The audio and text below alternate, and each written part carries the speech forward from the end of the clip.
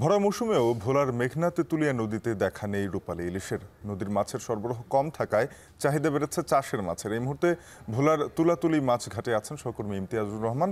তার কাছ থেকে জানবো সবশেষ। ইমতিয়াজ, ভোলায় এখন ইলিশের দাম কেমন জানাবেন? এছাড়া চাষের মাছ কি দরে বিক্রি হচ্ছে? শাফিন, ইলিশের ভরা মৌসুম চললেও কিন্তু ভোলার মেঘনা তেঁতুলিয়া নদীতে এখন একরকম ইলিশ শূন্য রয়েছে।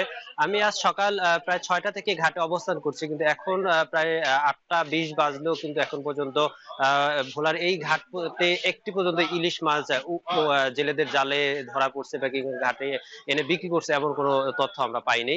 এর ঘাটে কিন্তু ইতিমধ্যে অন্যান্য মাছ যেমন চিংড়ি মাছ সহ অন্যান্য মাছ বিক্রি হচ্ছে। ইলিশ মাছের সংকট থাকায় কিন্তু ইলিশের যেই কাঙ্ক্ষিত দাম গত সপ্তাহে যেটা ছিল 1600 থেকে 1700 টাকা, তা কিন্তু কেজি প্রতি 200 থেকে 250 টাকা বেড়ে প্রায় 1900 থেকে 2000 টাকা পর্যন্ত পাইকারি দরে ঘাটে বিক্রি হচ্ছে। এছাড়াও এই ইলিশ সহ নদীর মাছের সংকটের কারণে কিন্তু চাষের মাছের কিন্তু তুলনামূলকভাবে দাম বৃদ্ধি পেয়েছে। এতে করে ভোলার যে খুচরা বাজারগুলো রয়েছে সেখানে চাষের মাছের দাম রুই, কাতল, মৃগেল, পাঙ্গাস, তেলাপিয়া প্রতিটা মাছেরই কিন্তু কেজি প্রতি 50 থেকে 100 টাকা পর্যন্ত বৃদ্ধি পেয়েছে। এতে করে সাধারণ যে ক্রেতারা রয়েছে তারা একরকম হতাশা প্রকাশ করছে। তারা বলছে যে যে ইলিশের যে ভরা মৌসুম, এই মৌসুমটাতে এখন পর্যন্ত ইলিশের যে কাঙ্ক্ষিত যে যেরকম ইলিশ পাওয়ার কথা কিন্তু সেরকম ইলিশের সরবরাহ না থাকায় তারা কিনতে পারছে না। অপরদিকে আমি জেলেদের সাথে কথা বলেছিলাম।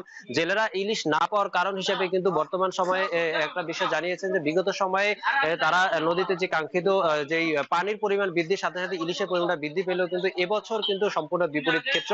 কেননা উজানের পানির চাপের কারণে কিন্তু সাগর থেকে ইলিশ অন্যান্য মাছ নদীতে প্রবেশ করতে না পারার কারণে ভোলার মেঘনা তেঁতুলিয়া নদীতে একরকম ইলিশ শূন্য রয়েছে। এতে করে জেলেরা যে বিগত দিনের ধার দেনায় জর্জরিত ছিল, মৌসুমে তারা যে কাঙ্ক্ষিত ইলিশ পাবে, ইলিশের পরবর্তী তারা বিক্রি করার আশা আকাঙ্ক্ষা নিয়ে ছিল, কিন্তু এখন পর্যন্ত তাদের জালে সেরকম কাঙ্ক্ষিত ইলিশ না পাওয়ার ক্ষেত্রে তারাও কিন্তু একরকম হতাশা প্রকাশ করেছে। ভোলার যে পাইকারি প্রায় 125টি মাছঘাট রয়েছে, সে প্রতিটি মাছঘাটই কিন্তু একই চিত্র এখন দেখা যাচ্ছে।